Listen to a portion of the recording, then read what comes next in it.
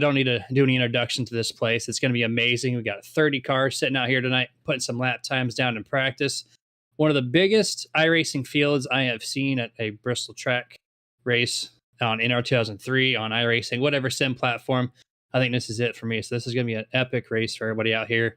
Being only the third race of the season, a lot of these guys have to do some makeup. Maybe they'll have the top guys find themselves in a weird predicament and gain a lot of points. Who's going to know? But we have 250 laps, 50% of the actual race. Right now, the weather's 80 degrees. Track temp only 84, so it's a cool place. It's going to be a night race, which is going to be awesome as well. No winds to worry about. So these cars are just going to be all mechanical grip, and may the best car win.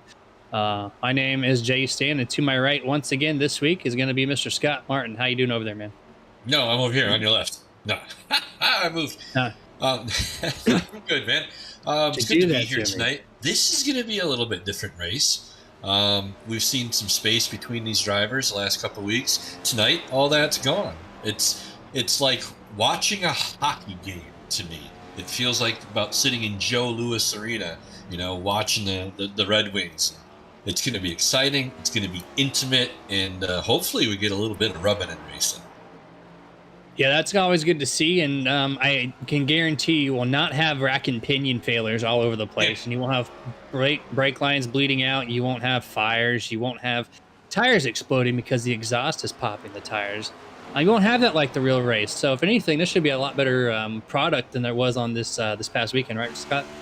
Well, I would hope so. Not quite as brave as you are to say things in public. This may be the last time we hear from you. If so, you've been a great inspiration to me. No, it's unfortunate that we are seeing that in the real cars, but that's the one thing that they did not replicate in the simulator. And I think we're going to see cars sliding around a little bit, and we're going to see some overcorrections, see them snap around. I mean, we're going to see a bunch of stuff, but I don't think we're going to see the mechanical failures.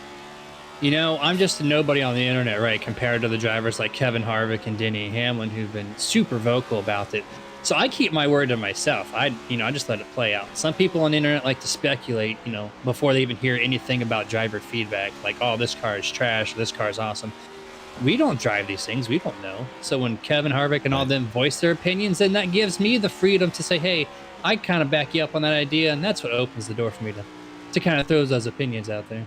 No, fair enough. I was just giving you a hard time anyway, hoping so we don't get some dead air. But it's nice to switch it up a little bit. So far, I've been extremely impressed with the drivers in this league. Tonight takes some driving talent. You're not going to find a whole lot of 3-wide at Bristol, and as soon as you're going fast, you got to slow down. Pretty interesting night.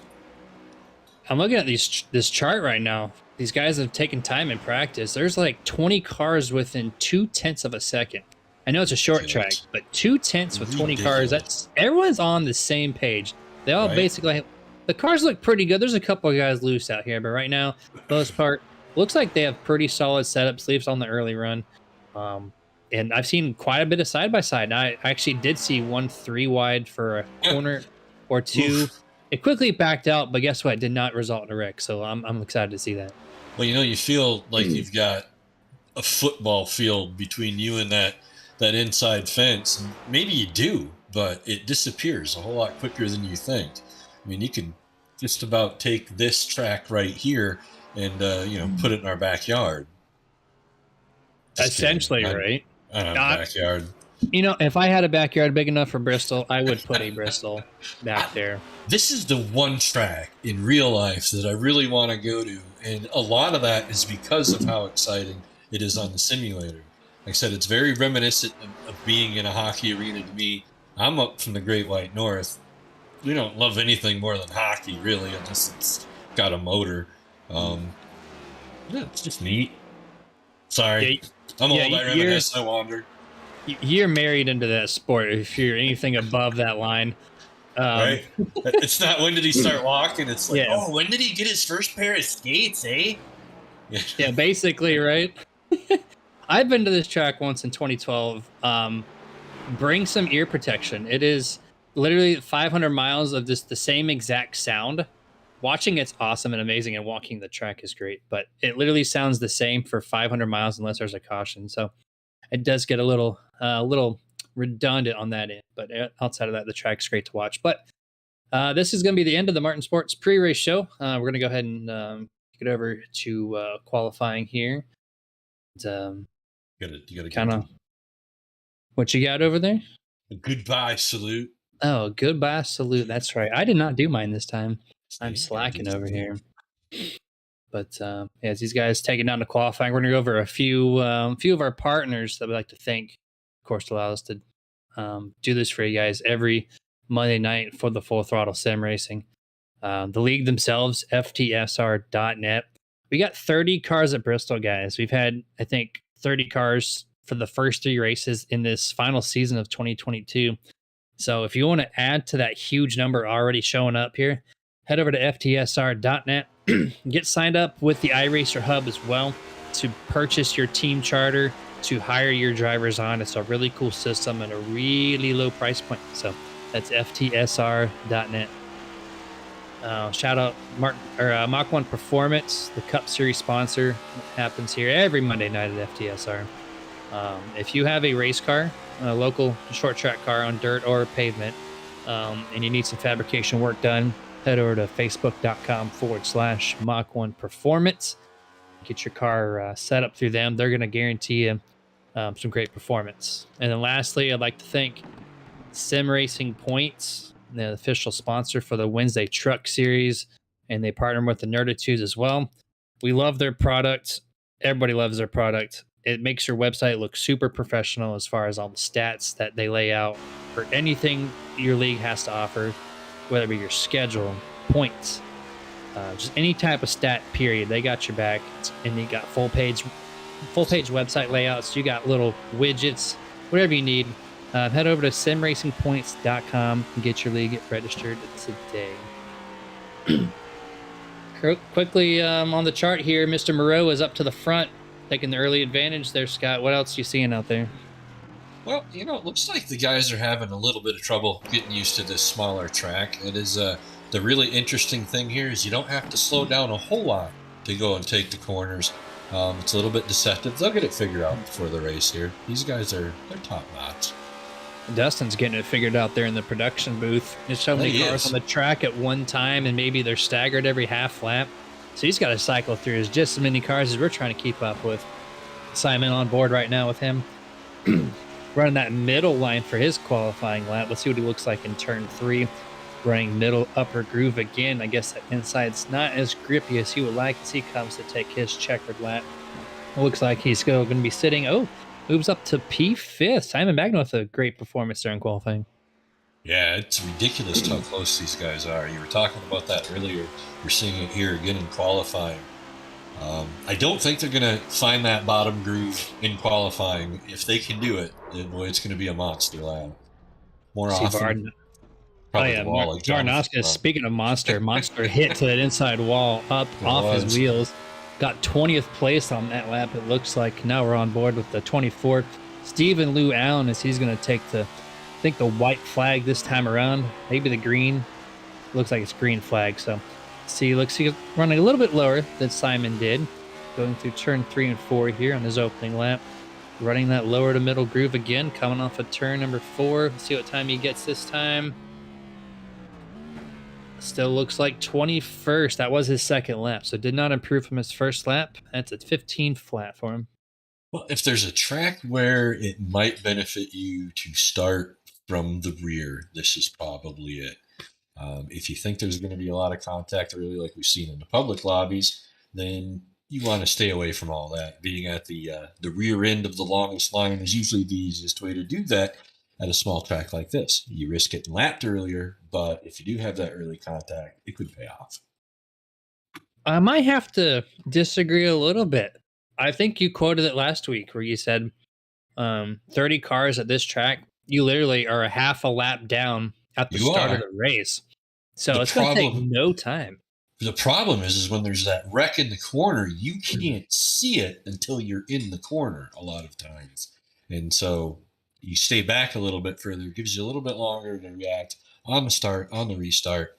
It's the only thing that got me through the public lobby this way. Not normally how I would do it, but here, I think it's okay. You're going to get that lap back. There is going to be a caution in Bristol. There will absolutely be one. FTSR does not like having wrecks, and so it shows. It does. But to me personally, I like controlling my fate. So maybe the back is probably one of the smarter moves. I like running the bottom of the track. No one can wash up into my car if I'm on the bottom. I just got to worry about the person with the ARCA brakes. But that, and when they snap on the exit, they're coming right at you. It's all about that throttle control, baby. Not a safe place to be at Bristol, but I think that if I had a good enough car and I could stay on the bottom, that's exactly where I want to be, Mr. Stanley. Well, it looks like they're all gritting here on pit road, so we're going to go down the starting order here for the Bristol 250. Nicholas Moreau hitting it off once again from P number 1. Richie Coy, P number 2. Jonathan Vachon going to start in 3rd place. 4th place, Brody Hannon, that 23 Ford Mustang. 5th place, Simon Magden. Into his outside is going to be Lane Allen. Starting in 7th place is Sherwood Williford. 8th place will be Paul Bergoli. And row number 5 is going to be Tony Solari. Into his outside in 10th. Steve Loomis, what you got in there in 11th, Scott? 11th place, we got Chris Curtis starting next to Brian Bliss in 12th. In 13th, we have Chris Beck with the amazing Air Force paint job, and number 14, Martin Jabrew. Or no, I'm sorry, not number 14th, but in 14th. In 15th, Wayne Grass, and in 16th, Ryan Hendrick. 17th, we've got Matthew Vachon and David Courier. In 18th, Joshua Johnson follows in 19th with Jonathan Varnaskis in 20th. 21st, you're going to find Steve Lou Allen. 22nd, Josh Mayu. 23rd, Kyle Milliken. 24th to his outside. First person to not take a qualifying time is James Wallace. 25th place, Alex Murphy. 26th, Stan Carnathan, I should say. 25th is going to be, or 27th rather, is going to be Ryan Chapman. 28th, Brian Dublé. And tonight's last row, Justin Dilt's going to start in 29th, and Alan Crowell. Got to round out tonight's 30-car field here at Bristol. And I did notice that number 23, shout out to him before we go green flag. Look at that NERDtv colors. We did not tell him to do that, so I'm just going to throw out a quick appreciation for Brody Hanna. Absolutely. Well done. For throwing that out there. Yeah, Dustin noticed that in warm-ups, and he thought that was pretty neat. I love that when those guys do that kind of stuff. Yeah, right. And Carnathan, as I was just not corrected. So if there's any feedback on that, if I'm wrong at this point, I'm going to blame it on Prime Producer. And I'm sure he sounds pretty confident that Carnathan it is. But green flag is out. We're going to focus on the race leader. He takes the green flag. Heading off into turn number 1 and turn number 2. Takes a solo advantage over Richie Coy, about 3 to 2 car lengths there. Coming into the turn 3 and 4 onto the front stretch for lap number 1. It's going to be single file for actually the next like 8 cars or so. And then he finds some double file here. Got the 11, now clearing the 17 of Steve Loomis. 98 right behind them of Chris Curtis, still side by side with the 17 and the 18. Again, it amazes me in this league how patient these guys are at the starts and restarts. I love this. I wish we had more of this in the public lobbies and iRacing. I really do. Yeah, maybe they can watch this race and really go to school on how these guys do it. There's 30 cars on this track, and you're probably not going to see many issues at all. Something you'll see very, very similar to each and every race that you watch at FTSR. It's almost like they're aware that there's 245 laps to go. And it's not like they're showing up and just like, oh, I got 5 minutes to join a race. I want to join it and just hope for the best, right? These guys spent all week working on these setups. Sometimes not, but for the most part, their teams are collaborating and trying to figure it out. And so that's why they're probably showing a little more patience, as well as the fact that they got over an hour and a half of Bristol to deal with. Yeah, it's going to hopefully be a short, long race, if that makes any sense, because to the drivers, it's going to feel like it's forever. The only way we can shorten that up is to stay green. one of those tracks that if you're not mentally prepared for this thing, this race will feel like a really, really long race. But if you're prepared, your car feels great. It might feel like a lot shorter race. But yeah, I 100% understand what you mean by the short, long race, because it might seem short to us, but to them out there in the field, it might be a long night for them. What an amazing camera angle we get from our producer, Dustin Logston, right there. I mean, you want to feel what this track is like. This guy's got you all over the track. He's going to give you every angle tonight. I hope you guys enjoy that. This is Bristol. This is fun, baby. And that shiny chrome number 50 as well. Looks super clean on that almost flat black. I think it's a glossy black, but it almost looks flat here. I've noticed too, Scott, there's a lot of single file right now. There is only one set of cars, the number 12 and the 42, that are side by side. Everybody else in my camera angle, for the most part, is single file. Pretty impressive stuff early on. As we got someone pitting early, looks like maybe the 83 going down pit road as they take the dual pit road entrance here. That's Stan Carnathan. Make an early pit stop unscheduled. I didn't have my driver radio turned on. I'll have to turn that on and see if I can hear anything. Not sure why he's in there. I don't see I don't know, that part of the paint job. It doesn't look like damage. Maybe a little bit on the front. It's actually 82, and yeah, we'll have to see if we can get any word on why he pitted so early on lap 10 of scheduled 250. Oh, I think there it is. There it is again. Dustin with camera angles. Do have some damage on that car.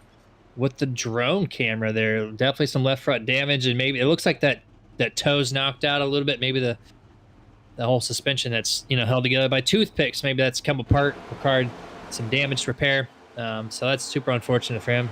That's 82, by the way, not the 83. Looking back into the track, it is an awful lot of single file. You get that brief side by side. These guys, they get it.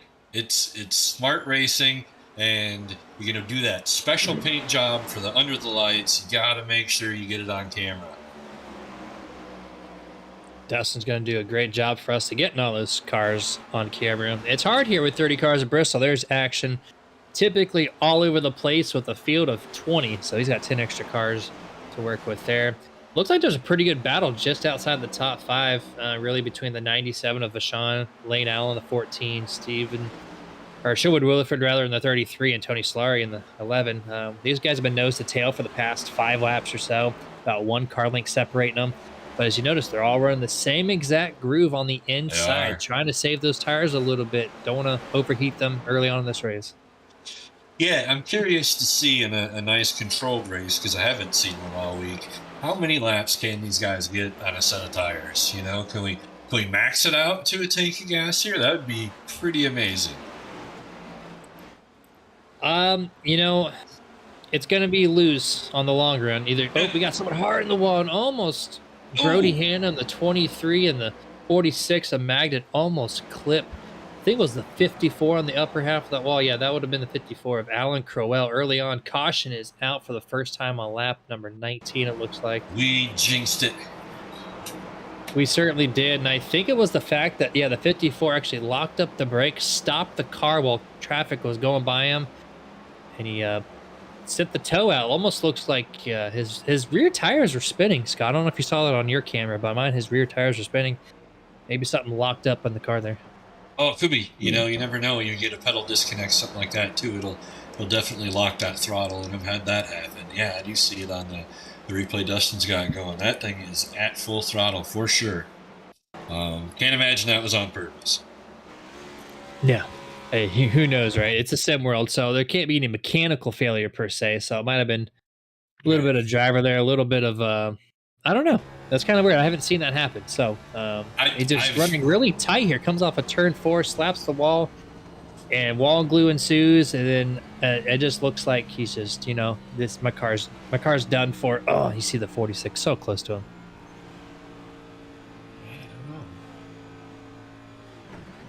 Kind of bizarre there. He couldn't get down. He was stuck. His car was broke, apparently. Oh, I could see. Yeah, I could see that he got vacuumed into the wall. He got the vacuum seal thing going on there. He did that. Car probably couldn't turn well. He had all the traffic, all 29 cars trying to go around him on the bottom. And now the interesting thing, the really interesting thing now about Bristol is at most racetracks, you come in on one corner and you come out on another one. At Bristol, you come in and out on basically the same corner. You make a full lap around the inside of this racetrack to make your pit stop. Yeah, you really do, for sure. And while we're under caution here, by the way, I'm going to do another shout out to one of our partners. This time, iRacingIFlag.com.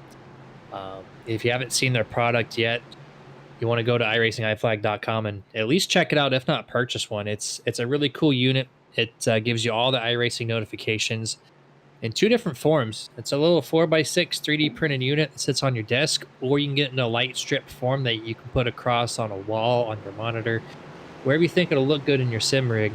And it's a pretty low price point considering what it does for you, and really just keeps you focused on the racetrack. So if you're interested, once again, iRacingIFlag.com, and we're going to help you out a little bit. Super Nerd at checkout. It's going to give you a 15% off whatever product you do choose to purchase from them. I've got my iRacing iFlag on right now, Jeremy, and you can see it changes my skin tone on camera. This little puppy is bright.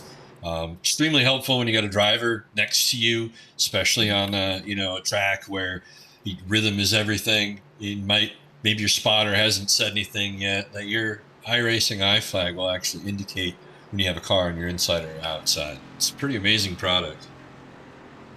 And the cool thing is, like, nobody else offers this, right? So I wish it would be more of a broad product, because it really does so much for the driver. You don't have to look for that little box on the top left that iRacing gives you. It's pretty small, especially on a higher screen resolution.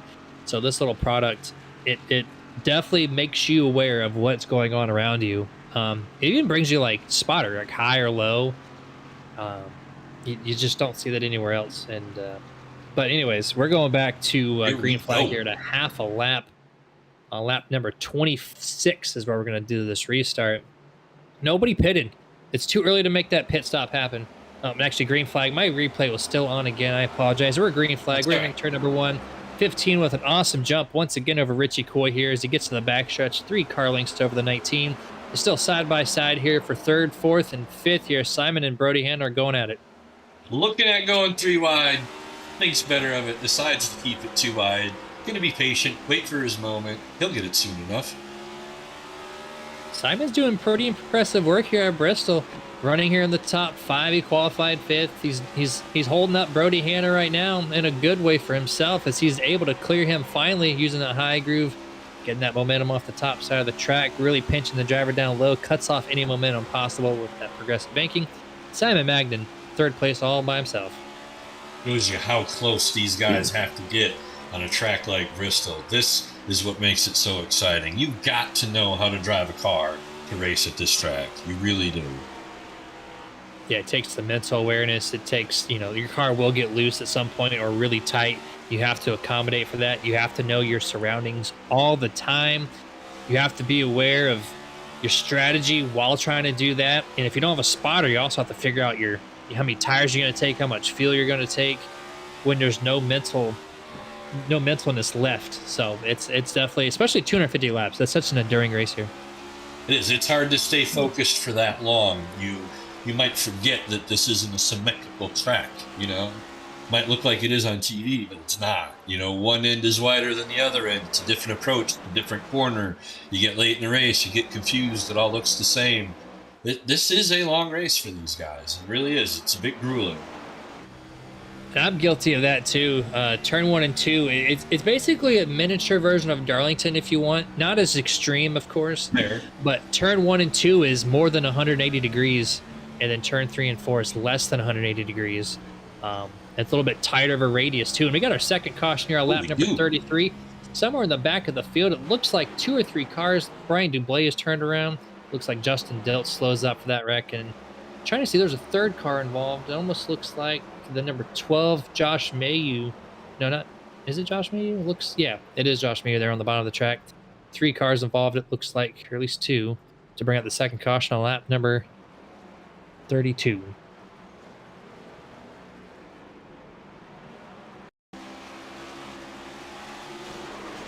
See a replay right there, and the 37 just into the nose there of the 12 of Mayu. Nowhere to go, really. Looks like the 37 went right, but at Bristol, you really want to just turn left. You know, if you go back and watch the movie Cars from Disney, turn right to go left. This time, the right or the left front bumper said you're going to turn right regardless. Just two cars fighting for the same spot. It looks like the 37 might have got a little loose on exit. He hugged the exit pretty low, came off the corner, and he went wide right and clipped the nose of the 12. And that'll easily bring out a caution because there's cars everywhere. And speaking, or rather, which I want to do a quick shout out here. Join the chats, YouTube, Facebook, Twitch. We love to hear what people think, watching or whatnot. It looks like we have some the fan base from Bergoli last week coming back and saying it's Bristol baby from Surfer Punkette. So bring it on, anyone that's watching. Throw what you got on your mind into the chat box. We'll give you a shout out.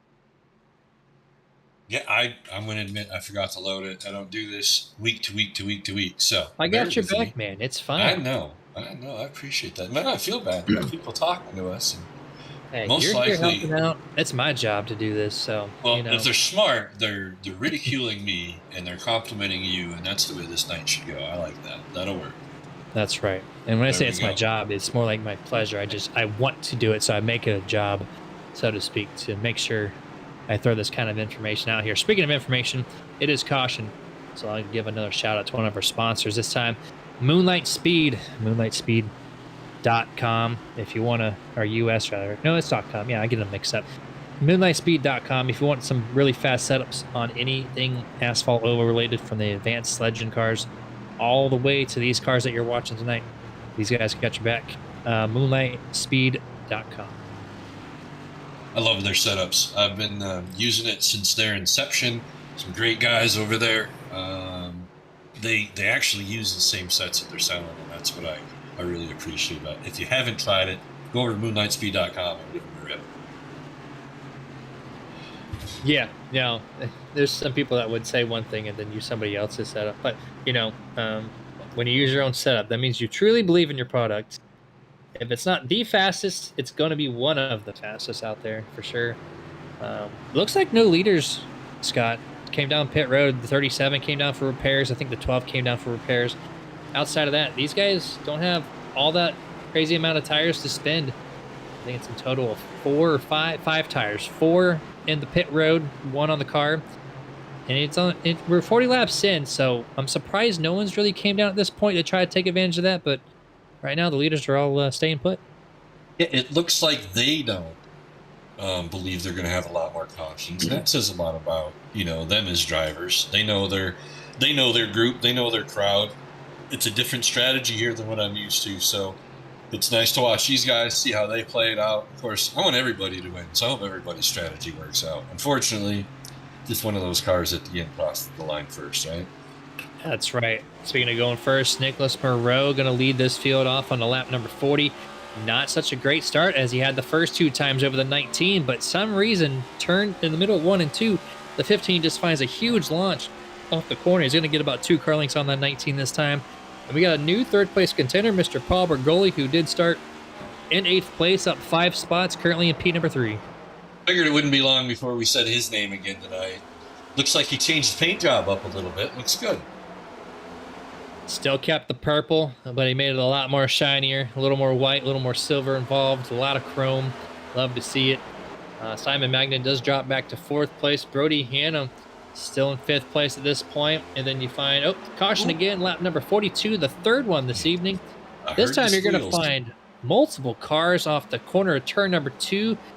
Looks like the 27 and the 17 found some contact. Nowhere to go for the 57. Light bumps there. Collects the 42. They spin in front of the field. Going to be 3 cars involved to bring out the 3rd caution on lap 42. Well, I'll tell you, Roasted Jim's Coffee is getting their money's worth on that yellow flag tonight.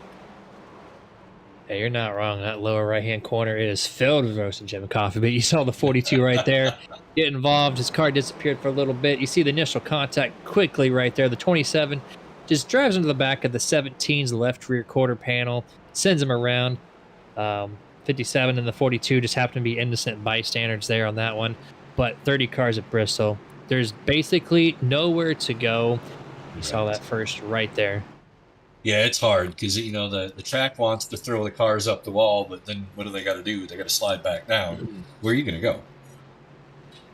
That's right. There's nowhere, especially when you're too wide at this track. There's literally nowhere you can go, and you're going to see it right here firsthand. There's the wreck. He can't go low. There's people passing.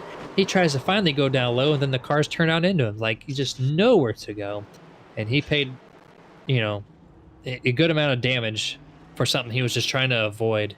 So right. It's Bristol, though. You don't need aerodynamics here. Just get the mechanical stuff repaired and send it. As long as you get your engine repaired, you should be fine, or at least what they can do under caution. It does help, even in the iRacing simulator at Simulated Bristol. You do have to turn your car off when you're on pit road receiving fix-em-ups.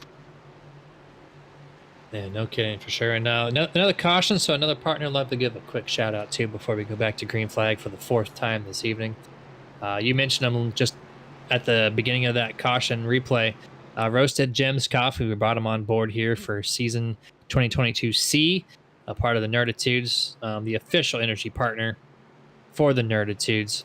So start your day the right way with one of their amazing flavors. I think they have like 4 pages of flavors on their website, all across the board. Whatever your coffee needs are, Roasted Gems Coffee, they have the product, and it's really amazing. So you got Dustin piping in our ears over here. It's so good. And he's speaking to you guys through us, apparently. Right. He really loves the product as well. So roastedgems.com, that's the place you want to go. Check out their flavors. There's so many to choose from, and they're so good, and they're not crazy expensive. So it's a win-win for everybody. There you go. Buy some good coffee from some good people. Have yourself a good day. Boy, they should coin that. That's pretty good. I used to always make fun of people who started their day off with coffee, being like 15 to 20 years old. Oh, Lord. I'm sitting at 32 now next month, and I'm like, you know what? I like my morning coffee, so kind of hear it out. Yeah, I'm also 32, and I would support that statement. The deepest voice of a 32-year-old you're ever going to hear. Right? I will drink iced coffee. I actually don't drink anything that's ambient temperature or above. I don't know what it is. Can't do it. Yeah, that's fair. I love my iced coffee as well. But we got going back to green flag here. Here we Nicholas go. Moreau trying to repeat what he's done 3 other times, which is get a great launch on the 19. Anytime you get an advantage over the 19, you're doing something good. Green flag is out. 15 dives off into turn number 1. Just a very replay-like scene here. Gets about a 2-car length advantage once again on the 19. Going back to the field, looks like Paul Bergoli resumes in 3rd. Simon Magdad run a little bit higher lane in 4th. And looks like 23 is going to find himself back in 5th. So basically everyone's in the same spot as when the caution flew. It does look like Sherwood's doing some moves on the high side here, getting around the Williford in that 33. And Tony Solari up to the top of the track here this time, going around the 14. Yeah, they're doing a better job this time adjusting to the difference in the tires. I think what we saw those last couple restarts, tires get warm under that long run, and then you run, 4 minutes of caution laps. Tires cool down again, and you try to do what you did on that last lap before the yellow, and you can't. Gives us a few more cautions, right? This time, you guys got it right. You slowed it down. We'll see some good racing now. Hopefully a little less contact. Definitely some more racing going on. It quickly went single file the first couple ones, but this time we're going mid-pack here around the 14, the 47. These guys are side by side, 2 rows deep, trying to battle it just around the top 10 area. Heard some wall contact in the back. It looked like some light scrapes. That 18, Brian Bliss, he's running a pretty solid race right now up to this point. Had some troubles earlier on and midway through season 2022B. But he's finding some good speed here at Bristol in that 18.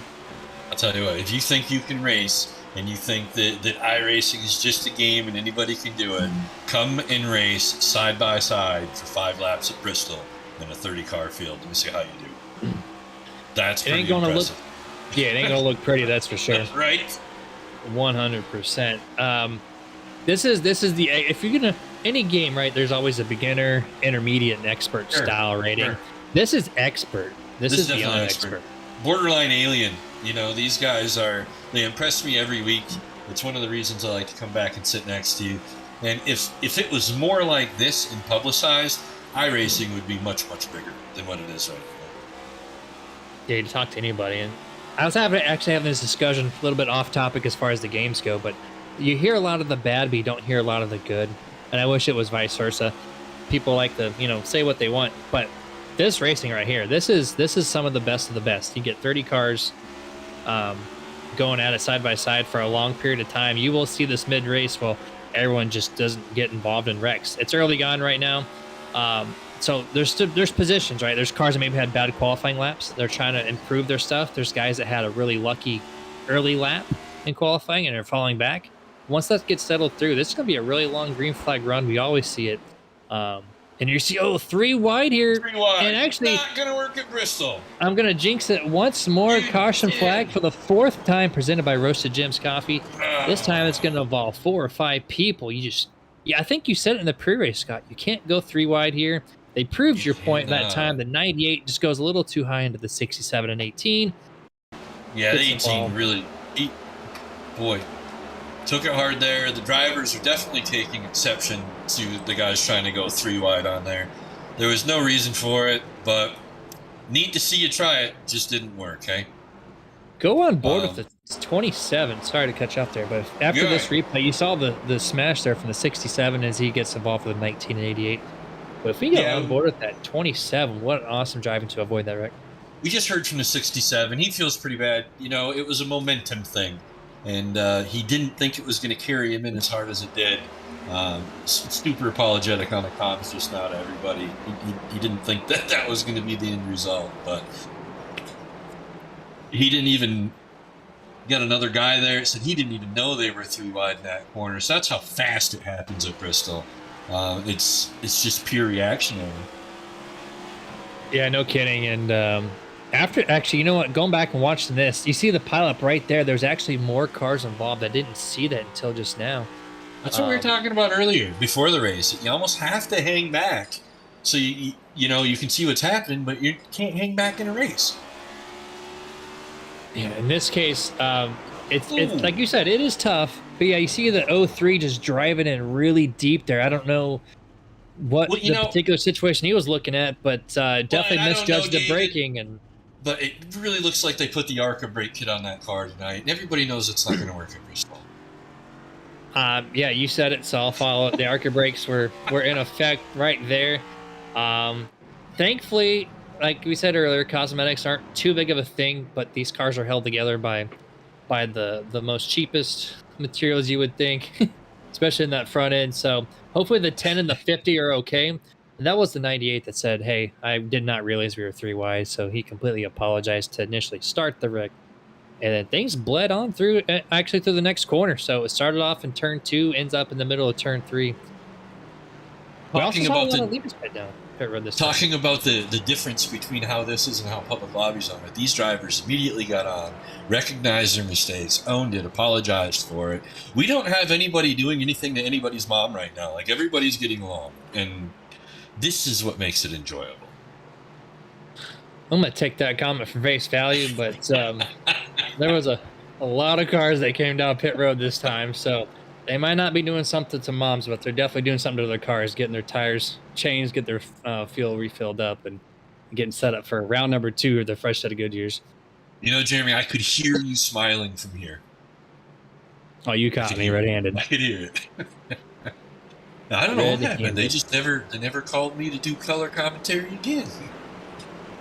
Now you might just be stuck full time, really. Who knows? Yeah, right? Oh my Lord, I'm sure I got canceled by at least 3 groups so far. Well, it's another caution, another sponsor to hand out. This time going to be the Butt Kicker, thebuttkicker.com. If you want to bring your sim rig into the racetrack, essentially, at least on the virtual world, you're going to pick up the Gamer 2 unit or any one of their products that kind of help you feel the track in your seat. It's a little transducer that hooks up to the center post of any computer chair you're sitting in. And you're going to feel every bump of the track. You're going to feel every impact from all the wrecks you take. And it brings the ultimate realism into your sim rig. So if you want to do or feel anything like that, thebuttkicker.com, you're going to go there and pick up one of those products. Again, it's one of those one-of-a-kind things you just have to own to experience.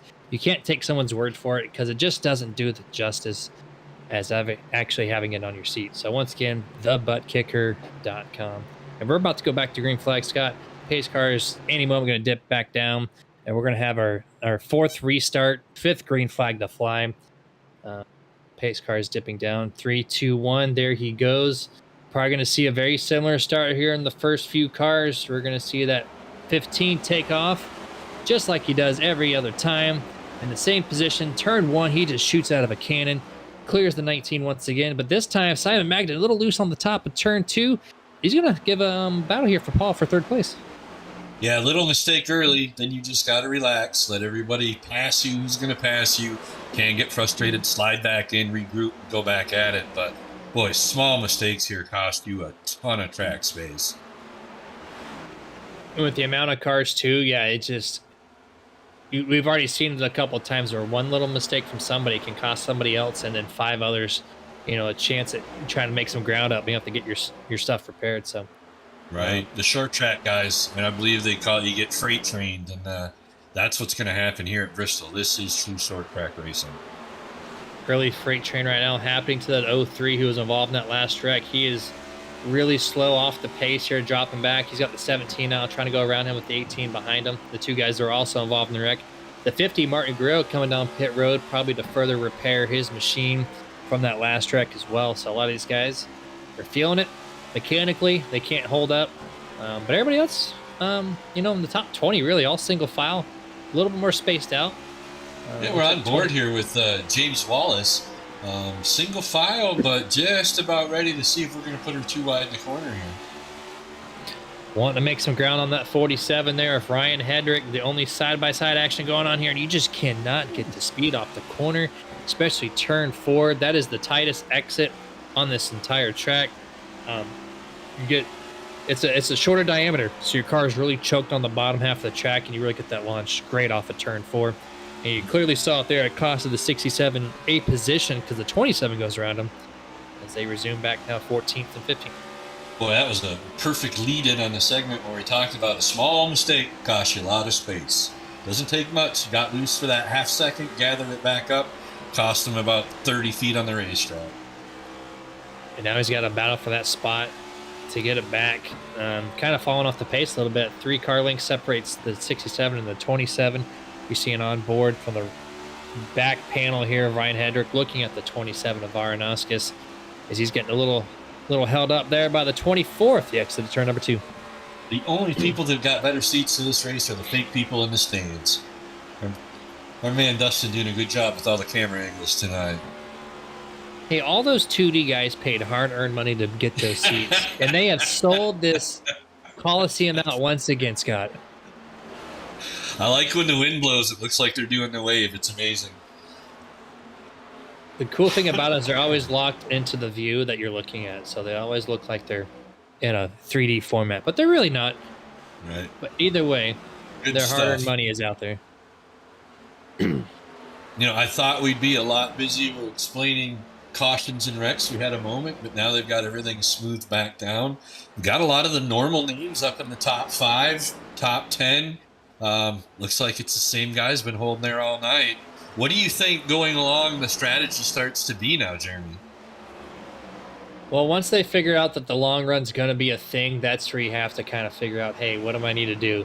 Right now, their mindset is it's been short racing. You do a 10-lap stint and then they have a caution. So it's a new mindset. If they think they're going to go green for a while here, which it looks like it's leading toward that, I don't know. I just know you have to take care of your tires. You want to have the long run set up for you. And running the high side early is probably not the best way to do it. Can you save tires at Bristol? Is that even possible? As much as you say save the tires, you just got to save more than the next guy, and you technically are there. Right? I don't got to run faster than the bear, just got to run faster than you. 33 got a little loose there off of turn number 4, able to save it, but once again, a little mistake, cost you 2 positions. Now he's got to battle the 11 and 18 for that spot back. Well, the plus side, got some amazing paint jobs, getting a little more TV time. Well, that red shirt popped on that 33. Looks good. Guy that did that livery knows what he's doing. For multiple reasons, and the bright red color with the nighttime race always stands out. It's an excellent color combination too. Love the look of that 33. Yeah, you know, Dustin and I were talking before the race and talking about how I should have one paint scheme during the day and do it exactly reverse at night, see if I could mess with people's heads a little bit. The old Robbie Gordon fashion there with that singular, well, I know it was AT&T, it was Singular Cell. I forget the company at this point. Singular Wireless, yeah. He's my database behind the scenes here. Yeah, that remember he used to run the white car at nighttime and then the black car during the day. Or no, it wasn't orange. It was orange primary with a little bit of black at night, and then black with a little bit of orange during the day. So it sounds exactly what you're doing right there. And I used to do that too. I used to do that quite frequently. 44 quickly, by the way. He's coming down pit road. Chris Beck making looks like an early unscheduled stop this time for him. But the battle right now, 47, you see him on camera right now. It's a pretty intense little 5-car race here. Go around this half-mile track. Ryan Hendrick and a lot of heat here with a few cars around him. Doing a pretty good job. Gets around the 91 that time. Brody Hanna, didn't expect to see him back in 16th place, but he is sitting back there trying to figure out how to get through this field and get back to the top 10. Yeah, what's nice is that it's only a 15-second lap or whatever. It's about right here, isn't it? 15. You can fall back a little bit early and make it up if you have managed to find a line that works later in the race. I've only ran one official here. Probably one of the more challenging long-run tracks. I mean, my car did whatever it wanted after about 45 laps. I didn't have much say in it. Yeah, your setup feels great early, but if you don't practice the long run, especially at Bristol, you don't know if your car is going to be loose like it's driving on ice or if it's going to be tight like there's no steering wheel input. It's just you don't truly know until you actually practice it here at Bristol. And these guys are starting to see it. You start to see these cars spacing out. You start to see some little bundles, little groups of cars here trying to pass the slower guys. We've seen a lot more of the guys off the pace. That's what I was just noticing. And the trick now is to keep your momentum and keep your space, but get around the car that you need to get around. That's trying to stay on his lap too. So not a place where you want to be 2 and 3 wide. Now we're going to start seeing a little more of that 2 wide because we got to get around those slower cars. Looks like Simon Magnum is starting to fall off his pace here. He's dropped back to 5th place. Just got passed by the 97 of Jonathan Vachon. 46. He's been one of those cars that have been running up against the wall, or at least on the upper half of the track most time of this race. And Scott, that's as much. How much speed is up there on the top half? Your tires are too hot. They just can't hold. It gets really tight. You saw him get to the wall there off the middle 1 and 2. They start to fall back as 11 of Tony Solari now goes around him to get himself into the top 5. Tight going in on that front end, and then you try to get in the gas, and when those tires get warm enough, they get a little bit oily, and that's going to break it loose on the exit. And I think, his thing, he's going to have to slow down, find a different line, and tighten it up, or those tires aren't going to last much longer. Yeah, I mean, get the car down, get the tires cooled off, kind of keep what you have left. Wall. Yeah, he has to do it at this point. The car's just too tight, so he's trying to diamond the corner, trying to make sure he doesn't, push really hard on exit to hit the wall or anything. But it's costing him a lot of time mid-corner. That it does. Our man's going to end up driving an extra 40 miles if he stays up on that high line tonight. Yeah, 250 laps. And now the half a mile is based off the center of the track, right? So if you go below the center, then you're saving some time. If you go up top, you're extending the mileage. So that's a solid point there.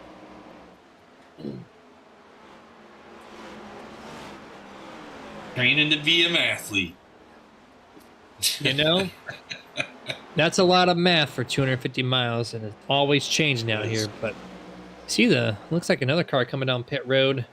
I don't know if that's scheduled for him, but that's going to be the number 10 of Ryan Chapman as he's coming to the service of the crew on the backstretch half of pit road. Quick shout out to Nathan on the chat saying cool.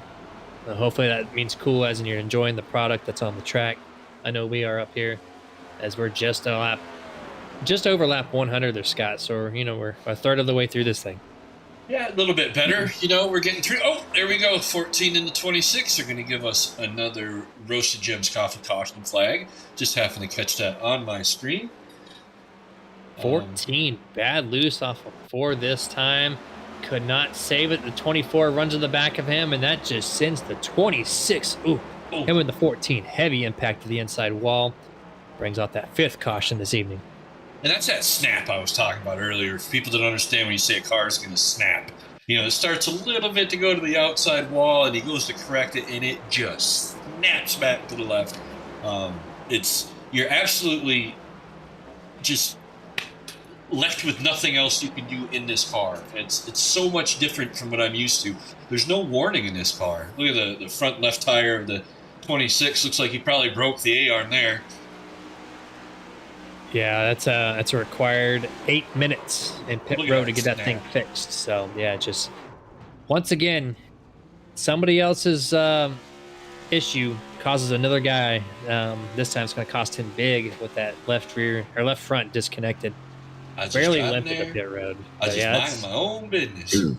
That's 8 minutes, Scott, of required at a track that's 15 seconds a lap on green flag conditions. That's like getting a major and a double minor. That's rough. Actually, the math wouldn't add up, but that's the only thing I had. Sorry. We didn't claim to be mathletes here, so it'd be 9 minutes if it was a major and a double minor, but that's all I had. That's more what I can present out there. So we're gonna run with your statistics on this one. Good time for everybody else. Get down pit road, check on the tire wear, get any small that you need to, and while they're doing that, I guess we can show you guys a commercial. How's that sound? Sounds great. Yeah, we're gonna go to a picture-in-picture mode here with our commercial break. We'll be back after a few short messages.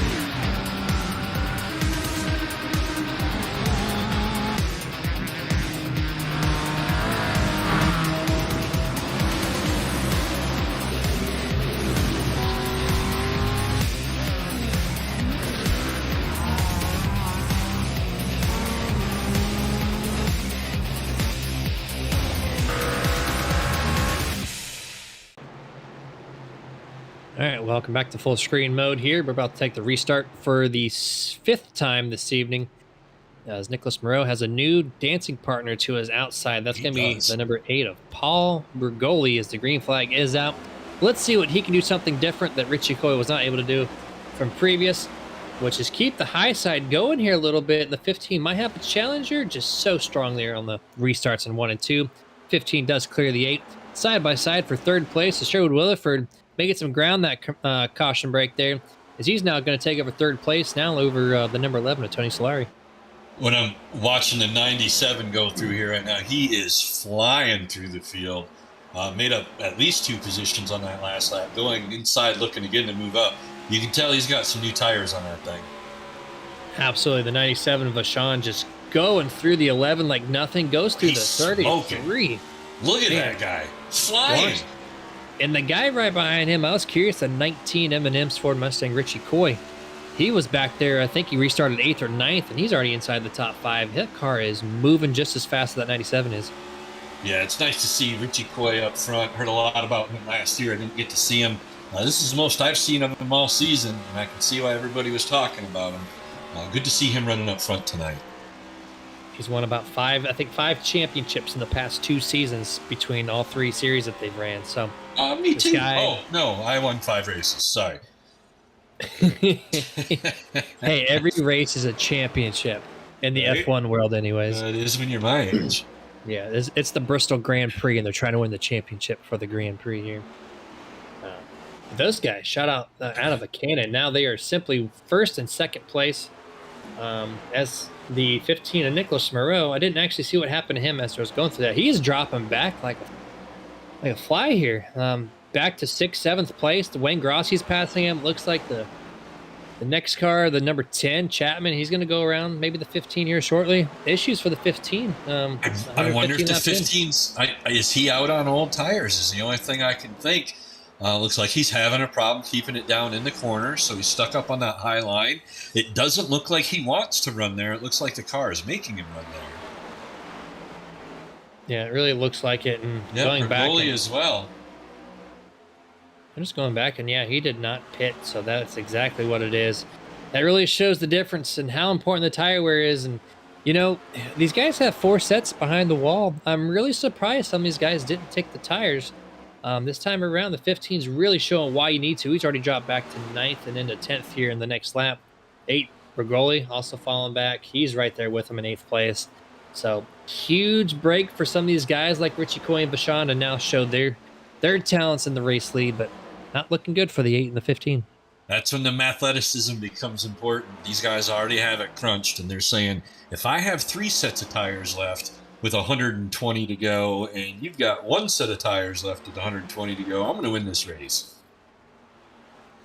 Well, right now, it's definitely showing, and it explains why these guys shot out of a cannon. I wasn't sure exactly how many cars had pitted during that little break, but it looks like, you know, if you're on fresh set of tires, you look like a Superman out there running around this place. And the 19 and the 97, only a couple cars, a couple car lengths rather, separate those guys.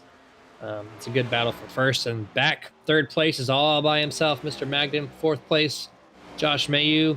Right behind him in 5th place is where the racing starts to pick up. The 24, the 7, the 67, all, you know, separated by just a couple car lengths. Yeah, you got Grassi and Wallace battling here for 6 and 7.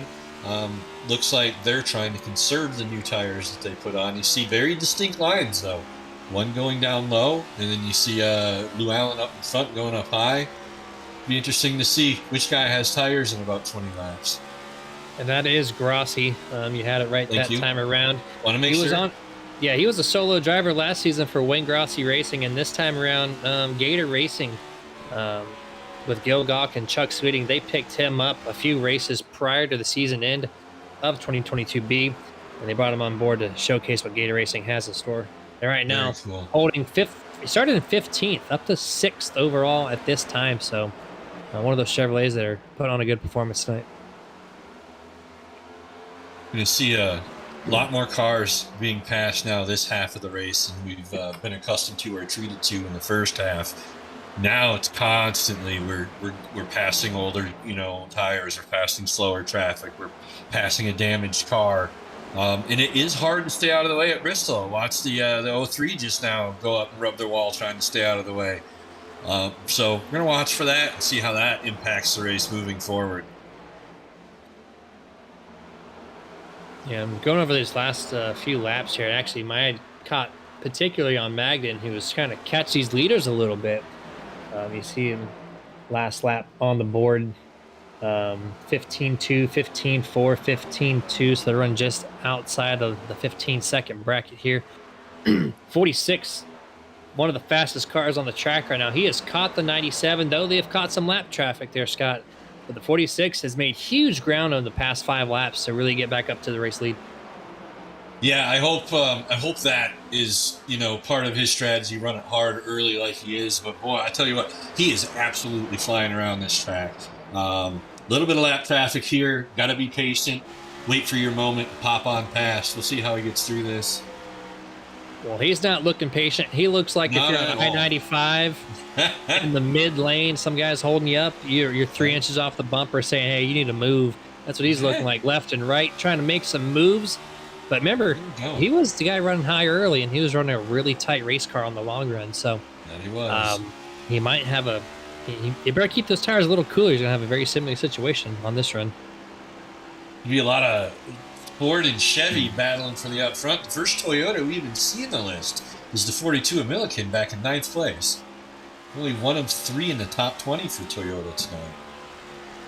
Which is 2 more Toyotas than we had all of last season. We only had 1 from Brian Bliss. So I'm glad to see a couple more cars in the Toyota camp because, like to support all the manufacturers that this game offers. But yeah, it's good to see 3 Toyotas this time around. And I want to go back to that 46 who was just on a mission, about to lap down or put the 15 a lap down for himself. That 15 was your race leader 100 in laps straight. Does not pit when some guys do. And look at this. It only took him, 20 laps to go from first place to a lap down with old set of tires? It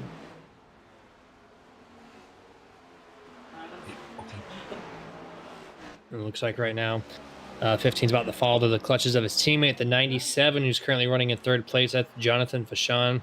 Tire wear, obviously playing a factor. Really getting a reality check of, hey, I needed to spend that time in pit road getting his car refreshened. 97 looks to the inside of his teammate. Gives him no pressure here as he dips down right below him. Looks like the number 10 of Chapman's back down pit road for another green flag stop. So that car is definitely not handling where he needs to. Comes the service of his crew right there. Hits the marks perfectly. Let's see what he's doing in the pit road this time. And actually, it looks like he backs out. Whoa. You don't see too many people pull in Bristol on a green flag lap unless they absolutely have to. Never know. It's probably a real life situation. Guy had to get it, sometimes you got to go. The car wasn't running, as fast as I don't think he would have liked. But, yeah. I didn't see him wreck or anything, so it's just a matter of something maybe happening behind the scenes. Or either way, the 8 or the 10 has expired this evening. Team owner probably called him down and told him to park it. I mean, very well could have. It's going to put him back there somewhere in the 25th, 27th range. We'll have to, let that cycle through. But 9 cars, Scott. 9 cars left on the lead lap, and that's virtually half the field not pitting. So quickly, things have changed here with the strategies. Yeah, and only 7 cars 1 lap down after that. So you see a real big fall off once you get away from our top top 10 realistically. I didn't expect that, but we finally had some green flag racing, and we've had a bunch of different strategies play out. Who got gas, who got tires, who stayed out, who got hurt, who got damaged, and it's going to make for a really interesting end of this race if anybody gets caught on pit road during a caution, or if we just go green throughout the whole thing. Who's going to have that timing on the pit cycle right? Every time I try to short pit myself, I always fail miserably. So I have just learned to just stay out, let it ride. If I catch the caution late, beautiful. If I don't, I'll make it up on the second run at least a little bit. So these guys pitted early. Maybe they stay out. The guys that stayed out are definitely benefiting this time around, or pitted rather. They're definitely benefiting this time around. So probably the one time that my strategy would have maybe worked would have absolutely destroyed me. So I'm glad. That's why I'm in the booth, Scott. My strategy never works out in these long races. Well, now things are settling down a little bit too. You're seeing a pretty good sized gap between our top 8 who are now on the lead lap. You got 9 seconds between 8 cars, and that's not something you see a lot here. Oh, the 15 gets a little loose. Oh no. Looks like he came back up and hit. I'm not sure if that was the Mountain Dew car. I don't know which one that was, but we are under caution again, and now everybody gets a chance to sync up on pit stops. Take a look here on our NERDtv replay. The 15 gets loose, turns right into the 7, puts the 7 into the wall. Unfortunate. It's like I said, in just a moment's notice, these cars will get out from under you. You saw it right there. Nicholas is a great driver, and it just, boop, snaps one way, goes the other. That's Bristol, baby. It's going to bring out the 6th caution presented by Rush to Jim's Coffee, and just gets loose. Even some of the best out here on the field, even they having a mental realization that there's tire spin off these corners, and Yeah. Yeah, Once there's again, nothing Wayne could do at all. There's nowhere for the 7 to go too. Like Wayne Grossi was just there, and car slid right in front of him, literally 90-degree angle. Could not avoid him whatsoever. We talked earlier. You know, you see okay. him wiggle one way, wiggle the other way, and then all of a sudden he's on your grill, and super unfortunate. Watching a bunch of the cars coming down pit row right now. A little bit of contact coming in. Doesn't look like anything too serious, but yeah, I wouldn't say their tempers are flaring because these guys are extremely courteous on the radio, but these guys are probably getting a little tired here now. We're on the home stretch, 100 laps to go. They haven't really got to settle in for more than 30, 40 laps. It's time to get the car set up and see if we can get a nice, good, long, clean run to the end. We're about to see what kind of strategy has for us right now. Who's going to take the wave around? There's so many good guys that know how to win a lap down because their last pit stop strategy. So you see Brody Hanna, he's going to stay out. He's going to get one of his laps back through a wave around situation. And most others actually came down pit road. So maybe they're thinking there's going to be another semi-long green flag around this time around. 91 Justin Diltz, he stays out. The 98 Chris Curtis, the other guy also 2 laps down, he stays out. So quite a few guys trying to get their lap back the hard way, so to speak. Not getting that lucky dog, but just getting natural wave around. And we got Diane Chapman in the chats there. I think that icon is like a hand clap of some kind. It's hard to see. I think she's smacking me in the cheek right there. It's one of those, like, shut up, you. No, maybe she's doing it. I think it's more of an applause thing. I think she's a fan. I think she likes you.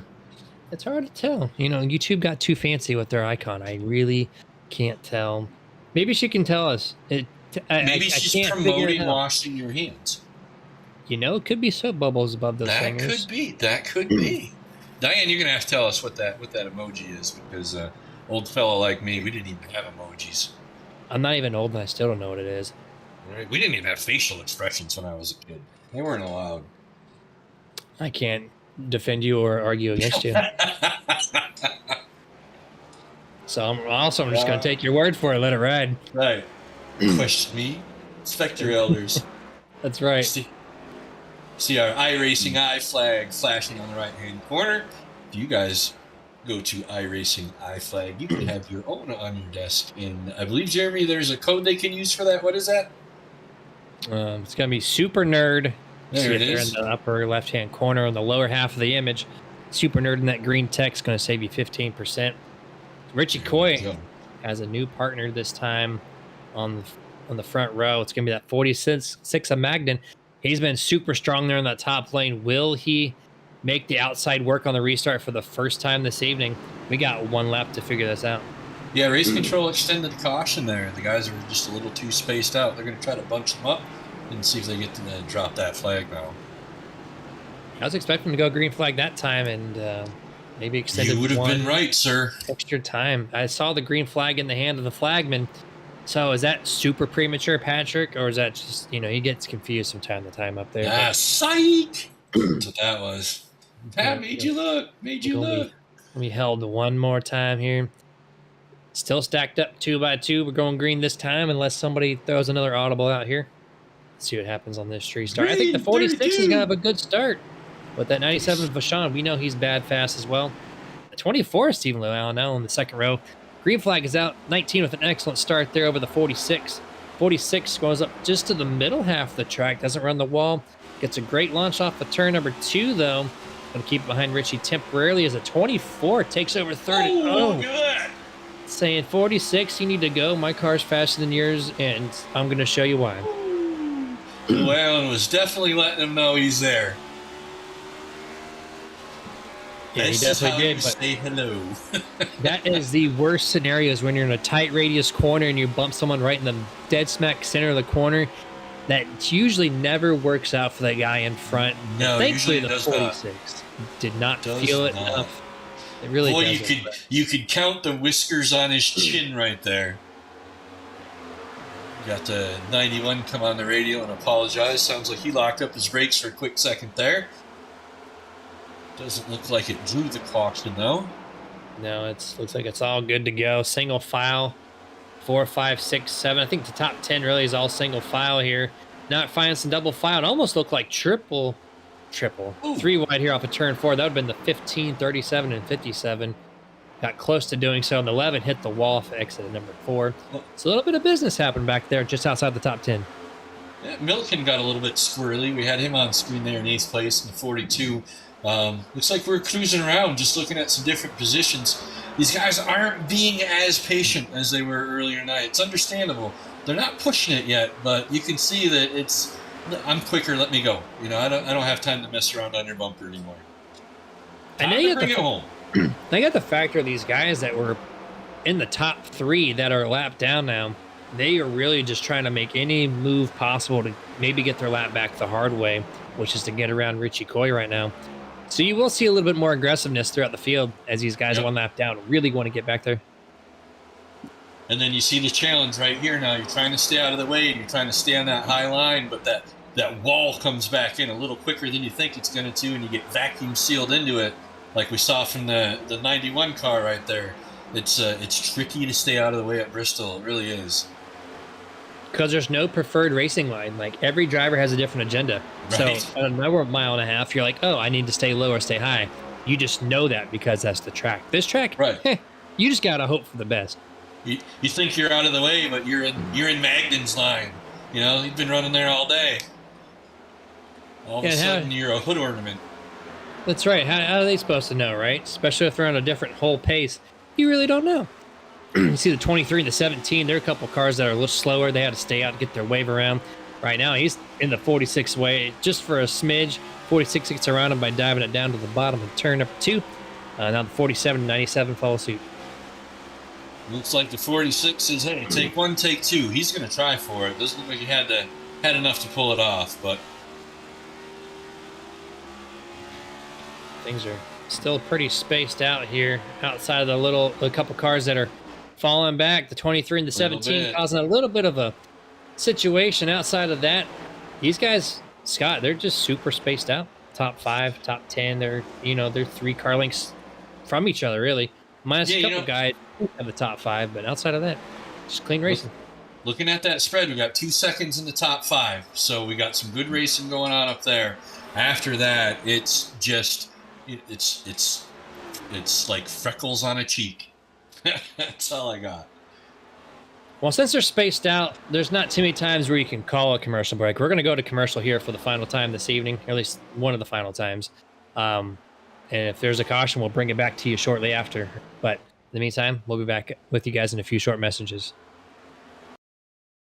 Drivers, start your engines!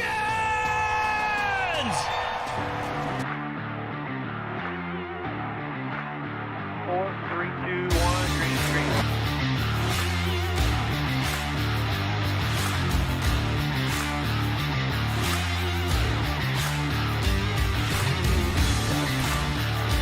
No laser grip whatsoever, up sideways everywhere. Come on, man, do what you can.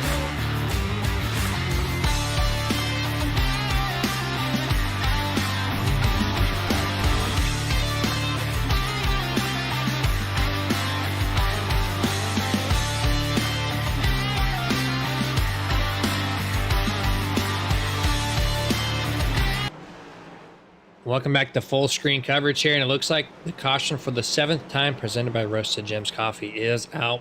This time it looks like the 17, Steve Loomis, turned around backwards off the nose of the 23. You see it right there. Just came up the track, not realizing where the 23 was or if the car was really tight. Either way, got hooked around. And then after he sat there for a few, the 82 comes in and says, oops, couldn't get that thing woe down in time. 2 cars bring out 6 caution this evening. And you watch that and you think, oh, that guy had plenty of time to slow down. But then you look on the onboard, he's on his brakes. I mean, there's really nothing else he can do right there. Can't turn down and cut in front of everybody who's going on the apron to miss you and that car. So you got to stay there and stay on the brakes. Yeah, no kidding, right? You see the 23 there, just nowhere to go. You can't slam on the brake. You see the guy coming, but you just can't do that. So you just take what you get out of that one. It really doesn't matter in this car, Jeremy. Hey, you stand on the brakes all you want. You don't feel them in this thing. It's kind of funny because the actual next gen has up to what, a 30 to 40% better braking distance in comparison to the Gen 6 car. But then you load it up on iRacing, and the Gen 6 car is 30 to 40% better than these cars. I realize I slide through the stall a lot more just because I'm used to the stopping power, and these things don't have it. Yeah, same thing. And, the truck, I can stop that thing within a couple feet of where I want to. This thing, it's like being on hockey skates right through it. There's that almost Canadian coming out with the hockey reference once again. Ooh, we get a lucky dog. We haven't heard a lot about the lucky dog tonight. Yeah, I think it might be ending up going to the 33 here. Probably get the wave around next time by. He's the first person currently one lap down. And I think he was the one lap down guy at the time of the caution. We will see. I wish we had a way to see that on our side. That would be helpful. There's so much. Typically, we can catch it no problem, but the fact that Bristol is just Bristol and things are ever evolving. If there's not a particular person watching exactly what's going on the track for us, it's hard for us to kind of keep that all gathered in. But we'll see in the next lap. That should be when the wave around is actually waved around. It looks like the 42 come a couple spots, maybe not. I don't know. Looked like he wanted to maybe take that spot. That Jägermeister paint sure looks good under the lights. The copper, the way they got that bouncing off, that's dark. Yeah, that orangish copper color, super clean underneath the lights. You are absolutely correct on that. Nice Once job. Again, I've said it time and time again, the high contrast always gets me. That 42 is one of those cars, no exception there. Well, I draw pictures for a living, so I happen to get drawn into the paint. We got one lap to go back to green flag racing, and I think we might have missed that lucky dog. There's so many cars that pitted, didn't pit. We'll do a better job. We'll try to cycle through that this time and see. All right. We're sorry to the 8 people watching us. Now, see, we lost one because we didn't have the lucky dog. I'm sorry, guys. Now, there's 13 total. Yeah, across all platforms, but the views will come afterwards, and the people that watch it, they're gonna know more than we do. They're gonna be like, "Wow, these guys are slacking on the lucky dog side." But we're going green flag racing. That's 24 right. This time is going to challenge the 19. As he actually beats the 19 to the line. Don't know if that chooses any type of penalty, but he gave the spot back and then quickly launches off turn number 2. And then outside might actually have the chance here this time. Stephen Lou Allen leads that lap because he did beat the 19 to the line and now earns this lap as he beats the 19 once again. 24 to the point. Yeah, it's the first time we've seen the outside car hold their own against the inside on the restarts. Got some sliding. 67 in the corner. 67 got loose, came back up the track. Not a good night for James. Not a good night for James at all. But it's a great night for Roasted Jim's Coffee as they get the 7th caution this evening. As this time the 67 just does a 360 off the 11's nose. Slides up mid-track. You just can't avoid it. The 23 plows him into the left front. And then the domino effect happens. The 98 hits him. Then the 03 comes in. Then the 8 of Paul Bergoli comes in. Oh, man. 6 cars involved in this one. This is the biggest one tonight. You see it right here on the replay. Goes up the track and just a perfect disaster happens right there with all those guys nose to nose. And that's a lot of our front-end cars. You guys worked all night to get up there and be where they're at. And sometimes you just get caught up in it. Hats off to him, though. I've got driver chat on in my ears, and Wallace came on right away. He said, "Hey, man, I'm sorry. And that was it. That was the end of it. These guys right here are exactly the kind of people that you would want to learn iRacing from. Good job, fellas. Proud of you." Yeah, always good on the radio chat here, no matter what. Going back to the pre-race, I know we had a difference of opinion on how you want to start this thing out, but at least for the stats, anyways. 23 stayed out, went down a lap because of the older tires, and then now gets involved in the wreck because he's trying to get back up to the point. So one of the situations where it took 30 to 40 laps, but his strategy is now showing that sometimes mid-pack is not where you want to be. No, you know where you do want to be? You want to be in the lucky dog position, like the 33 car Williford just came by, got the Martin Sports Get a Grip Lucky Dog. It looks like all of us were on point with that one because we told you we were going to be on a little nicer. And Dustin quickly to say, "Hey, there he is for you guys. 33 lucky dog." Maybe we've had multiple lucky dogs tonight. in chat to wash their hands for us again. That would be pretty exciting. I'm watching. Chapman not being on the track, I don't know if she's continuing to watch. If she is, please let us know what that emoji is. If anybody who's watching at this point that's not, a part of the race in some form, or if you want to be, a spectator, be an in-car person, kind of do like the Brad Keselowski phone in the car. If you want to do that too, let us know how the race is going. Virtue of the digital world. To us, just come on YouTube. That's the screen I'm watching. Come watch the broadcast there. Interact with us a little bit. Yeah, 100%. And I'm kind of liking this 24, this Lew Allen. He's been getting a little quicker and quicker, and he's able to keep up with that 19. We haven't seen too many people be able to do that. 15 trying to get back there. Right now, he's currently one lap down, so maybe one more quick caution. The 15 will be there. But outside of that, I'm really liking this 24, really liking the chance of the 97. And that 47, Ryan Hedrick, he's in the furthest position up that he's been all night. Started 16th. Now up in the 4th. Yeah, we haven't talked a lot about him tonight. He's up there. Looks like Milken's working his way up. Now we're starting to see a couple different names. That last contact took out some of the names we've been seeing all night. But who's still up there and up front is your reigning champ, number 19. Looking to kind of repeat here. Not having the start to this season like he would have hoped. Currently in the standings right now, Paul Bergoli's P number 1. He is also your rookie, by the way. First season into this league. He's got a 10-point advantage over Nicholas Moreau, who's currently one lap down, 12th place. And you're going to find Richie Coy all the way back in 20th place, 37 points out. So he's got some work to do. And right now, he's taking full advantage of everyone's miscues. He's going to gain a lot of points this evening. You see again, Lew Allen pressuring him on that restart. Boy, he's got that outside line working early, while Coy's got to wait for the tires to warm up a little bit to get that grip strip on the inside.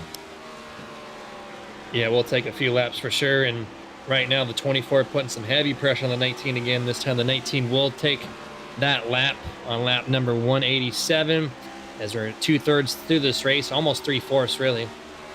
The 97, the 47 hashing out pretty good here as the front two have single filed out. Ryan Hedrick looked like he's going to crack the podium position this time around. Yeah, it looks like we're starting to see some pretty good battles in the top 10. We've got a lot of side-by-side action going on now. It's clean, it's quick, it's fun. You got the 7, he's moving up. Watch Grassi just picking him off. 97 had some momentum going there until they met in the corner. A lot of guys know this is the time now, pedal to the metal. We're seeing it mid-pack, 6th, 7th, 8th, 9th, 10th. They're all bundled up, even a little bit back from 12th place. We're seeing a lot of... Oh, the 11. Good save. Tony Solari off of turn number 4. Good heavy loose. Able to keep it even on the upper part of the asphalt. So great driving there by Tony. Yeah, see, Tony's he's going to have to get freight trained by everybody. He's the first car lap down at the moment, and he's got to stay out of all the lead lap cars' way. It's tough. It really is. This point of the race, you don't want to give up an inch, but you don't want to ruin the other guy's race either. I've seen a lot more guys a little looser this time around, thinking that, the long run, the car gets pretty tight for him. We've seen a lot of guys, especially that 46, he gets tight. The 27, speaking of tight, really close to turning around on that 23's bumper there. Thankfully, nothing came about that. That was huge almost. That, ladies and gentlemen, is one way to take a corner. It's definitely a way to do it. Not your preferred line. Definitely not preferred.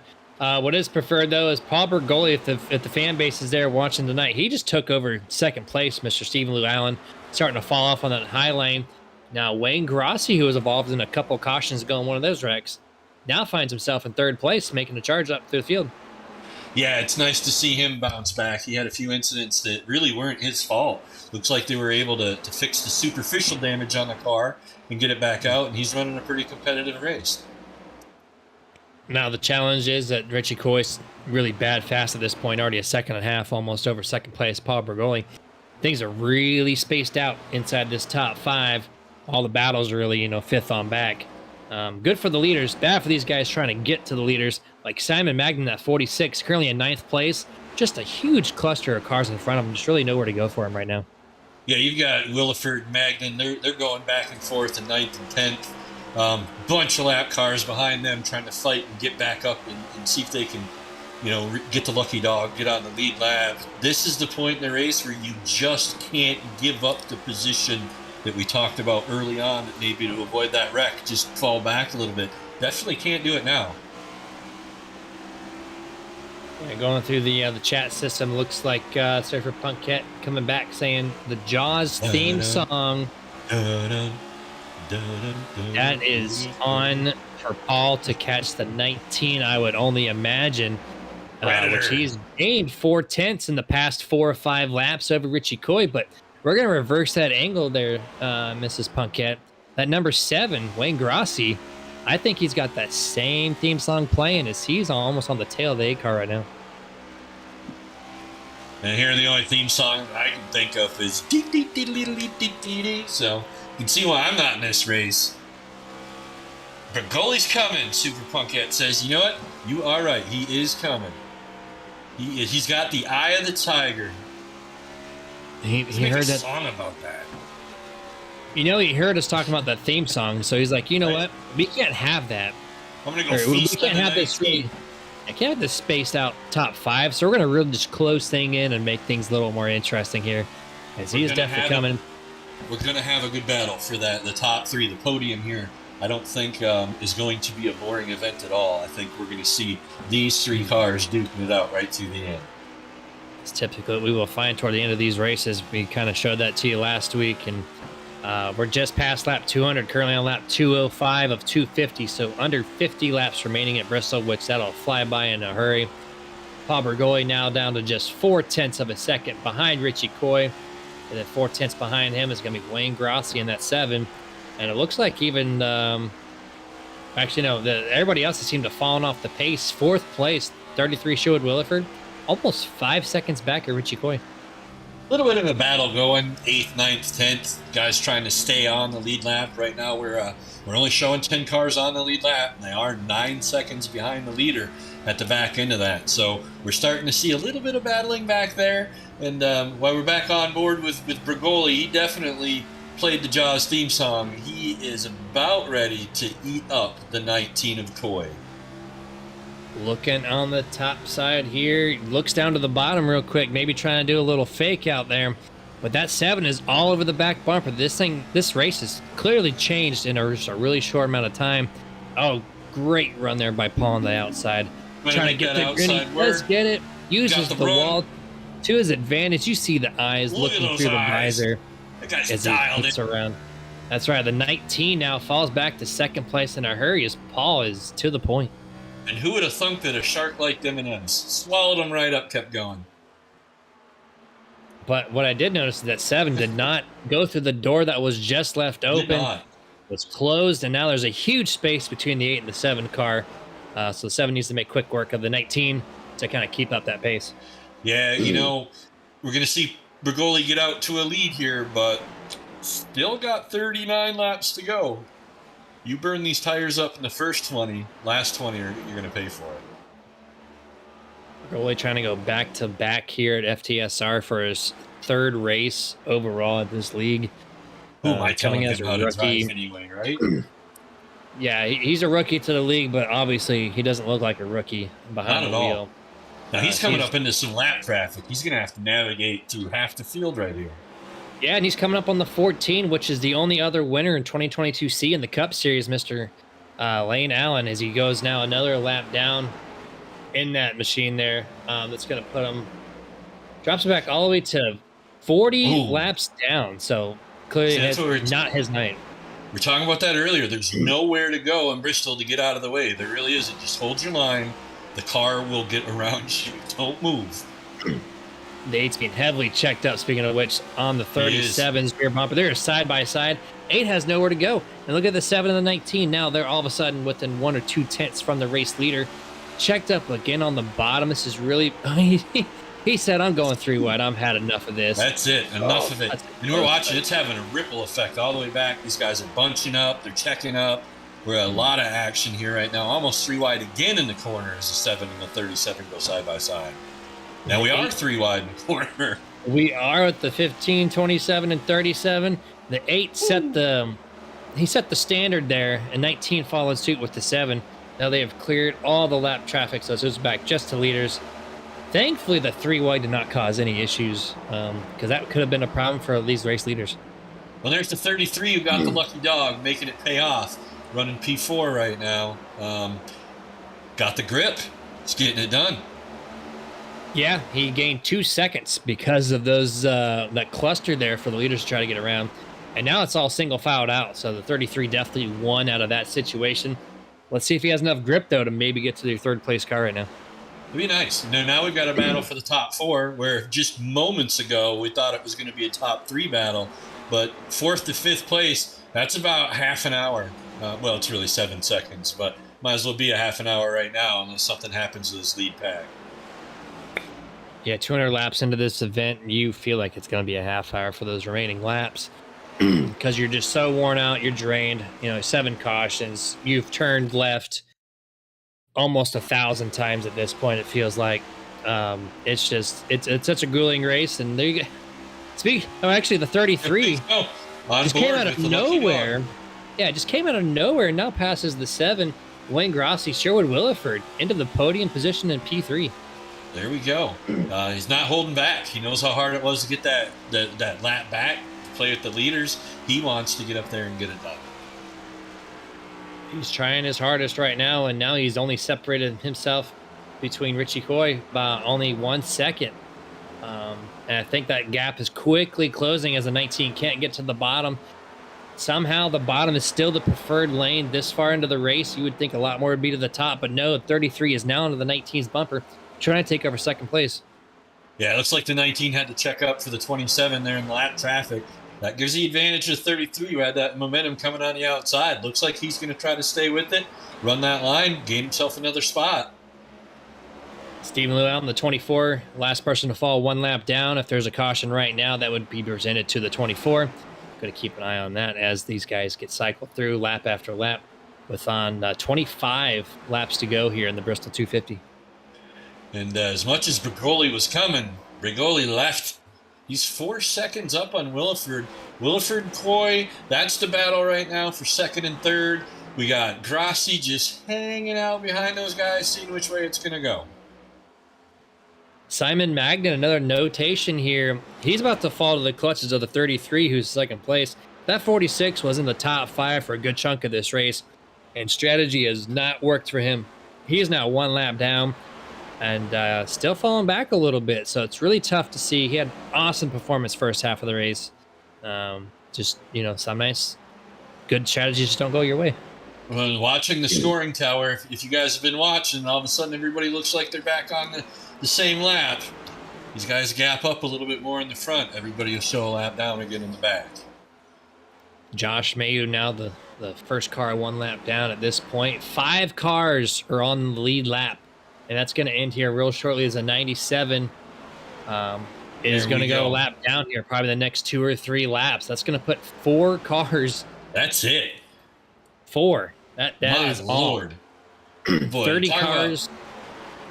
Yeah, go ahead. How important it is, we were talking earlier, the fight to be that first car a lap down. It's got the 33 ready to go and fight for the lead in this race. 97 got loose off that corner in turn 2. I thought he was going to collect the leader there for a split second, but thankfully not. He goes a lap down. There's official. 4 cars left on the lead lap, and they're only separated by 5 or 6 seconds. So I don't think anybody else will be going a lap down unless another issue happens. But that's huge there, Scott. It is coming down to 17 to go. This time past the stripe. Not a lot of time to make up. Lap down, 2 lap downs. We have a lot of cars a lap down, but I just don't see them getting it back at this point. It's going to be tough. Yeah, I mean, the way that Paul's running, it's next to impossible. He's just on a mission right now. I did not see him doing this halfway through the race. It looked like he was a top 5, top 3 car, but this past 50 laps, 60 laps, he's found something in that car that nobody else has found, and he is out of a cannon now. 5 seconds over second place. I think he's just not worried about the tires on that last stop. I think they've had enough laps in the night. He's like, hey, I can really give it, and I'll still be there enough at the end. He's jumping now to almost a 6-second lead right now, 5.5-second lead over Williford. if he can hold that lead for another 10 laps or even extend it a little bit more, that's it. You just check out, put it neutral, coast it home. And I'm going to cheer him on a little bit just because you see right there on the bottom of your screen, Sanford, Florida. He's about 40 minutes away from where I'm staying. So there we go. There we go. A little bit of a Florida cheerleader, so to speak, even from the booth side. Want to flash back to your top three. Richie Coy just got cleared through a lot of lap traffic there in the 7 Wayne Grossi, trying to move himself through it now. This is a battle for podium. This is for the interview at the end of the race. I think it is. Space is getting really stretched out, though. He needs these cars to clear if he wants any shot at Wayne or Richie Coy. I think he's a little faster than the 19, but traffic is saying otherwise. Well, you know, how hard is the 19 working that? You make it up in a few laps. If you get a good break in this traffic, get good momentum, it'll pay off. But if you wait back there just a half a lap too long, you know, he's going to check out too. It's tough when you get these slower cars involved. And they're all over the place. You can't plan for them because they're all running different lap times, different lines around this track. We talked about that earlier. And it's just so hard to get around all these different lap cars here. It's just because there's so many different strategies. Cars are injured, cars are not. It's a mess sometimes. Well, and you can't risk your 4th place finish trying to, you know, get past a gaggle of cars that are a lap down. You just can't do that if you're the 7 right now. He's got nowhere to go. You can make a lane right there, and then you create a caution. See, he's not doing it because he wants to save that paint. 10 laps ago, he was less than a second back, and now he's 3 seconds back off the 19. So it just quickly shows you how much of a difference these lap cars can play. And it's not like the lap cars are going to move, Scott, because they are also trying to battle each other for their own positions. So you can't just expect them to move out of the way. Right. They were all battling for position. It would have been different if he encountered them all, you know, one at a time, but he didn't. He encountered them while they were in a position battle. He understands he's got to wait that out, and as soon as that clears up, those guys get out of his way. Yeah, the 12-24, the 47, they're all one lap down. They're all battling for their own position. That's why they're fighting so hard to keep what they have right now, as we've got 6 laps to go here. They're trying everything they can. The 47 is trying to get around the 24 right now. We're on that low lane. The 12 doing a great job running the upper half of the track, trying to keep his speed up. And believe it or not, that lap traffic actually put him at risk of being lapped before this race is over in P4. At this rate, I don't know if they actually care. Yeah, fair enough. They're just trying to hold on to their own position no matter how many laps down they go. But, you know, you got to do what you got to do. And if it Rigoli just showing everybody how to get it done, stretching his lead by 2-3 a lap. As we pan over back to him, 3 laps to go in this event, and this is all him. He's got only the 11 and the 46 to go around. Clear traffic ahead. 2 laps to go for this 8 car, and he's got the checker flag. And those guys want nothing to do with ruining his race. They're getting out of the way, giving him the room he needs, letting him go. It is a dominant finish so far by Rigoli. That 11 technically is trying to get around the 46 4 position as well. They are both 2 laps down, but we're going to get the white flag here. Here we go. 1 to go. The number 8 car trying to go back to back, trying to do Kansas and then Bristol. Being a rookie, he's going to win 2 of the first 3 races and just 1.5 corners left here. Comes off of turn number 4, and here's the Martin Sports winning moment of the race. Number 8, Paul Brigoli brings home the checker flag in a dominant late race fashion. Yeah, excellent finish for Brigoli in the 8. We talked about him quite a bit at the end. Looks like we've got Williford finishing in 2nd, and Coy finish out the podium up there. Yep, he was able to secure, with that help of the lap traffic, was able to secure that podium position P3. So you'll finally, Scott, get to hear a little bit more from that Richie Coy guy that you've heard so much of. Yeah, that's a huge point day for him. Yeah, good bounce back for him. Puts him back into playing. Really showed everybody that, hey, last year was not a fluke. You know, I'm still Slim Shady, he says. Yeah, he's standing up there in P3. Though he's not going to get the overall. He's still going to drop points because Paul Brigoli is your points leader. But instead of being 20th in points, he's going to be probably somewhere in the 10th point range. So huge point gain overall, even though it's not the overall points that he wanted with Paul winning. But nonetheless, we're going to see the 8 do some burnouts here and teach this guy how to do a burnout. This guy... We're going to have Surfer Punk Cat school him on how to do burnouts. Yeah, can you get in his seat and tell him how to do a burnout? He's hitting the wall twice here in a matter of 3 loops. That's it. He bounces. He gave up. Someone get him a teacher on how to do a proper burnout. Oh my Lord! Well, we'll have to talk about those burnouts later. Absolutely, but let's go ahead and go down that finishing order here, unofficial, of course, until points are kind of talked about and penalties are served. If there is any to hand out, Paul Bergoli, P1. Sherwood Williford's going to come home in second. Third place, the 19, Richie Coy. Fourth place, Wayne Grossi. Fifth place, coming back from his strategy, Nicholas Moreau does end up in the top 5. Sixth place, you're going to find Jonathan Fashon. Seventh, Josh Mayu. Eighth place, Stephen Lou Allen. Ninth place, the last car 1 lap down, is Ryan Hedrick. And to round out the top 10, Simon Magnan. We got Tony Solari finishing up in the P11 with Jonathan Varnaskis in 12th. Kyle Milliken in 13th. Brody Hanna in 14th. Brian Dublé in 15th. Dustin Diltz in 16th. Chris Curtis in 17th.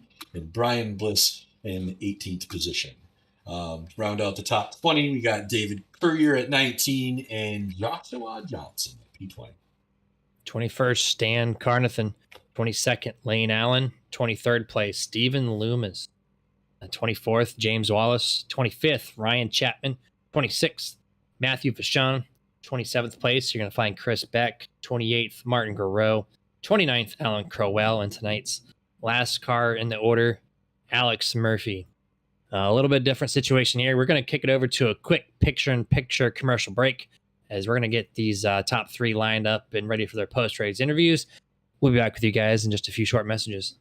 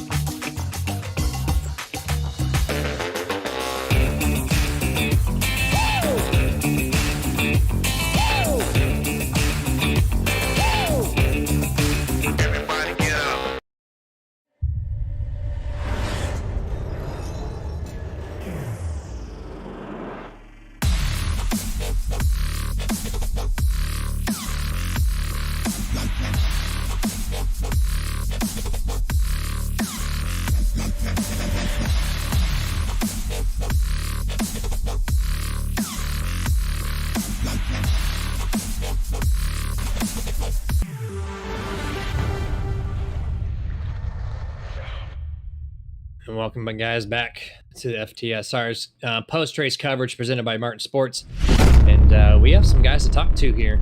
Third place can be Richie Coyne, that 19, able to bring it home. Podium position, first time in 2022C. Mr. Richie Coyne, you got a copy? What's up, nerds? Hey, man, welcome back. It's been a little bit since we've talked to you. It looks like you finally found some rhythm here at Bristol. Able to bring home P3. Walk us through that strategy and how you got the rebound to cap off a third-place finish. Oh my God, we've been horrible the first 2 races. I'm just glad to get back into, fight for a win here. Tire strategy. It was just a tire strategy race. I pitted when they didn't, and I was able to put them all a lap down. And then they unlapped themselves, and they pitted, and I didn't. It was nice seeing you run up front, Richie. This is Scott. I know we haven't met yet. I heard a lot about you from last year. Seeing you tonight and how you performed, I can see how you won that championship. It was nice to see you run up front. Yeah, I mean, it's nice to meet you too. I've heard about you as well, so it's nice to put at least a voice to the person. And Thanks. Yeah, I mean, it's the last 2 races that we've just been so off. It's been crazy. Last week was actually my dad's birthday, and he had passed away in November, so I was just way off my game last week, but I was able to get back into form tonight, and hopefully we can contend for at least the overall championship. I don't know if we're in the C championship at this point. You came in 20 points out. I think you're going to be probably 25-ish but you gained a lot of positions. You were somewhere back around the 20th. Actually, you're 37 points out. I'm sorry, 20th position. I think you're going to gain probably 5 to 10 spots on this round alone. But the points, Mr. Pomeroli has kind of extended it out. What do you think you have to do different to match the pace right now of that 8 machine? Well, I think we did a good job of matching this pace tonight. The 15, myself, Paul. I know in the early laps there, we all kind of paced ourselves in the beginning, and then as the race went on, we all ended up on different strategies. So honestly, tonight I think we would have had to win. Barring, if we had one more caution. I had one more set of tires in the pits that I was waiting for to put on at the end of the race, and that caution never came. And it's sometimes you live by the caution, sometimes you die by it. And a lot of people definitely felt that this evening here at Bristol. But congrats, though, coming back to the podium, P3. Any final thoughts before we let you go tonight? Well, it's nice to get back up here. I know my teammates didn't have the stellar race tonight. They all got bit by pit strategy as well. But shout out to Fury Motorsports. Shout out to Tony's mom and dad. I haven't had a chance to shout out to them in a while. Shout out to you guys. Thanks, Scott, for coming in and helping with the broadcasting. Can't wait to watch it back tomorrow. And, we're going to go next week and see if we can't do this again. My pleasure to be here, Richie. Good to see you. Congratulations. Thanks, guys. Yes, sir. You're welcome. And that is your third place finisher, Mr. Richie Coy. And now it's time to bring home P2, Sherwood Williford. Put on a late race performance there to kind of bring himself up through the field and found himself here in the booth with us. Mr. Williford, you got a copy? Yes, sir. Sherwood Williford, my man. Very rarely is it that we talk about something and how it affects iRacing, like the lucky dog. And lo and behold, you get the lucky dog. Totally changed the end of your race. Tell us how that affected you and how your team felt when that came around. Oh, I was happy. I was trying to get Paul before that one to get the lucky dog, but I was right on when it come out. So I figured we'd get another one. But the reason I got back there, man, that pitting, what was it, 40 laps on them tires that didn't pit? I couldn't believe the difference, man. I was lapped in no time.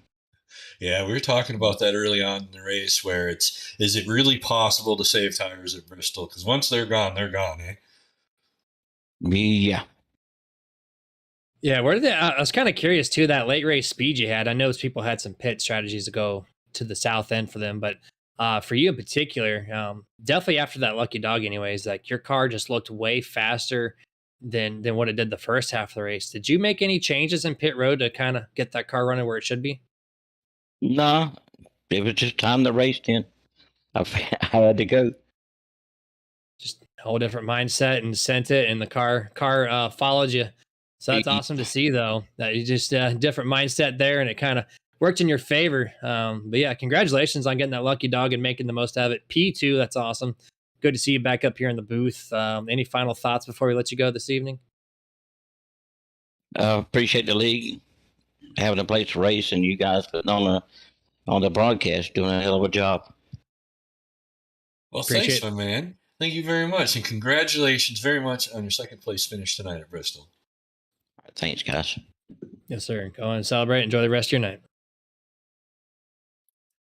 And that was P2, Mr. Sherwood Williford, in that 33 Goodwrench Chevrolet. We've already pointed out that scheme's awesome. Maybe not the placement of number that Senior would like to see it, but either way, awesome looking car regardless. But now it's time to bring in the guy who's now won 2 races in a row in his inaugural season here at FTSR, Mr. Paul Bergoli. Do you get a copy? What's up, guys? Hey, man, congratulations. Dominant fashion late in the running there. It looked like maybe you had something for these guys, and about probably 100 laps to go, it looked like on my end, something flipped the switch. It wasn't just the strategy from everybody else that played in your favor. Did you make any changes on pit road? What was that deciding factor for you just to take off like a rocket and beat these guys? 10 seconds over at P2. It was time to go, man. My strategy kind of got thrown in the air when everybody pit on lap 100, and I stayed out. So it kind of threw me through a loop there, but worked out, got the lucky dog, and worked my way back around. Yeah, we were talking to Sherwood, and he said after about 40 laps, his tires just pretty much gave out on him. How much faster did you push it, or harder did you push it at the end of that race, knowing that, it was probably going to stay green? I imagine you had a pretty good feel what your tires could do. Did you push it harder at the end than you had been all race, I guess? Not necessarily. I pushed it hard once I got back up with the lead field. I pushed it hard to make my way through, but I was on fresher tires than they were as well. And I knew I had the long run car. It was just a matter of making it work. Well, you definitely made it work there. That last 50 laps, it was on a whole different strategy, a whole different playing field than everybody else, really, and you just made it home into P1. Looking forward, we got 7 races left in the schedule. What are your thoughts on the tracks coming up? Are you fan favorite of them? Is it something you maybe have to work on a little bit more? What's it look like there in the Bergola camp? They're all pretty decent tracks for us, except for Talladega. That one's an iffy, but we'll see how it works out. Everything else pretty solid. We'll see how it works out. Yes, sir. Any final thoughts before you let you go this evening? No, man. Thanks, Watson, for bringing me another fast setup, and Lift-A-Maid for lifting me up, and my wife for supporting. That's about it. And the league. I keep forgetting to mention all the drivers in this league. They're solid dudes. They're clean racers, and I appreciate the clean racing they've been giving me, especially as a rookie. Yeah. Speaking of your wife, that kind of reminded me. One last thought before we let you go. That burnout. It was rough. Yeah. Walk us through that burnout. It was rough. I was worn out. My hands were hurting. I thought it turned out better than it did. It didn't. I'll make it up, though. That's fine. We'll wait for the next one, hey? Yeah. Yeah. You just got to make it twice as spectacular as that last one. Yeah, I'll make it up. That one we can forget about. Yeah, 10-4 on that. All right, man. Go ahead and celebrate with the team. Enjoy the rest of your night. Appreciate you guys. Yes, sir. And that was Paul Bergoli bringing home 2 wins in a row. Going to extend that points lead out by a decent margin over these guys. Richie Coy is looking to finally get that team where it needs to be, back where it was last season. It looks like they're on the right marching path here. P3 tonight. Do a quick little schedule rundown here. We got 7 races left. Next week we're at Texas, which Texas is Texas at this point. I wish they'd run the old one, but I think they're going to run the new one. And then Talladega, of course, that's everyone's throw up in the air. You don't know what's going to happen there. And then we got Roval. I think that's the one on my schedule other than tonight that I really want to see is that Roval. Just a wide variety of tracks there, Scott. Yeah, no, I'm not a fan of the whole turn right thing. So that's right. We had this conversation. So I'm, of course, a lot younger than you, and so I have a little different perspective on the right-hand turns. But either way, well, you can't hear our producer, but I did call him old without calling him old. So I definitely did. But we got some sponsors to thank before we close this thing out this evening. Just a quick shout out to everyone. FTSR, thanks for allowing us to do this for you guys every Monday night. Been a pleasure and honor. Been really enjoying it. Guys, sign up. 30 cars a night in the Cup Series alone. FTSR.net. Mach-1 Performance Cup Series sponsor every Monday as well. If your car needs some work done, head over to Facebook.com/Mach-1 Performance. Sim Racing Points Truck Series sponsor every Wednesday night. If you do sign up at FTSR, you'll definitely see their logo. Great software to really help your league look professional. Get your league registered today, simracingpoints.com. Martin Sports, first time we really mentioned you on a plug in here, man. MartinSports906.com, home of the sim gloves of all sim racing. If you want to run a 3-hour race or something like tonight with Bristol where it's really enduring, you put these gloves on and your hands are dry. They're sweat free, super comfortable, and they're gonna hold up for years to come. One of the most durable products as well. So anything from the hat all the way down to the waistline, these guys got your back, and we're going to save you 25% off whatever you purchase when you go over to martinsports906.com. Super nerd at checkout.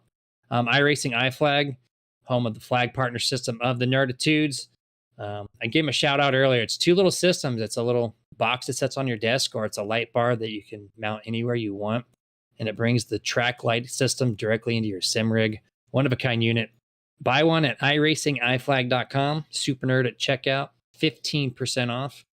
And then a quick shout out as well to the buttkicker.com. You've seen these guys. They're all over the sim world. Huge promoters of the sim racing. Of course, their product is geared toward it, so why not, right?